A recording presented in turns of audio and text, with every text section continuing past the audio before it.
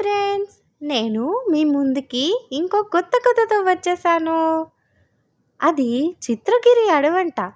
ఆ అడవికి సింహం రాజంట. ఒకరోజు ఆ సింహం అడవిలో ఎప్పట్లాగే వేటకు బయలుదేరిందంట. పరధ్యానంతో ఉందో ఏమో వేటగాళ్ళు తవ్విన గోతిలో పడిపోయింది. పాపం గట్టిగా గర్జిద్దామంటే ఎక్కడ వేటగాళ్ళు వింటారోనని ఆ సాహసం కూడా చేయలేకపోయింది. ఇంతలో అటుగా చెంగు చెంగున ఎగురుకుంటూ వచ్చిన పిల్లకోతి సింహాన్ని చూసింది.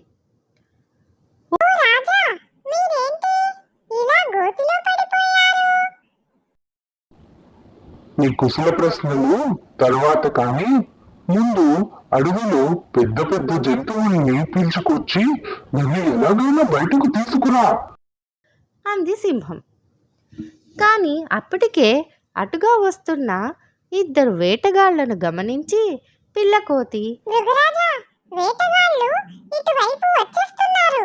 నేను ఎలాగోలా వాళ్ళ దృష్టి మళ్లించి మన బలగాన్ని తీసుకొస్తాను. మీరు మాత్రం జాగ్రత్త. నువ్వు జాగ్రత్త.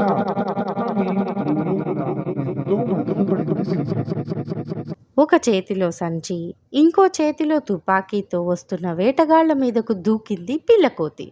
గోళ్లతో రక్కి వాళ్ళ చేతిలో ఉన్న సంచిని లాక్కొని పరిగెత్తింది. డబ్బుతో పాటు వేట సామాగ్రి అందులో ఉండడంతో ఆ కోతిని వెంబడించారు ఆ యువకులు. ఆ కోతి పిల్ల గెంతుతూ వేటగాళ్ల తుపాకీ గురి నుంచి తప్పించుకుంటూ వాళ్ళని అలసిపోయేంత వరకు అడవంతా తిప్పింది. ఓపిక పూర్తిగా నశించిపోవడంతో రొప్పుతూ ఓ చెట్టు కింద కూలబడ్డారు ఇద్దరు. దాంతో ఆ సంచిని అక్కడే విసిరేసి కోతి ఏనుగు ఎలుగుబంటిని కలిసింది. భృగరాజు గోతిలో పడిన విషయం చెప్పి వాటిని అక్కడకు తీసుకువెళ్ళింది. అవి సింహాన్ని అతి కష్టం మీద బయటకు తీసుకువచ్చాయి. చిన్న జీవివే అయినా సమయస్ఫూర్తితో నన్ను కాపాడావు.